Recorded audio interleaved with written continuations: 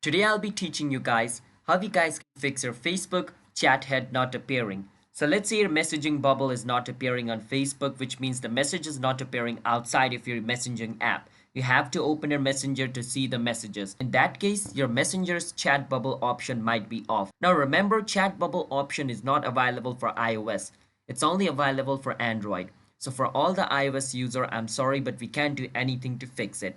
But for Android user, you can click on the three line at the top left of your screen and click on the setting icon. Once you click on the setting icon, scroll a bit down and you can see this option called chat heads. When you scroll a bit down, make sure the chat heads option is on. If this is on, your problem should be fixed. If it's still not fixed, then what you need to do is hold on your messenger, because sometimes you turn off your messenger's notification. So after you hold on your messenger's icon, click on app info. From inside app info, click on notification and make sure your notification is on over here. So right now I don't want to block my notifications, so I will turn it off. But in your case, you need to make sure your notifications are on. Once your notifications are on, just like this, make sure it's on, then your problem should be fixed. If it's still not fixed, then a bug might be causing the issue.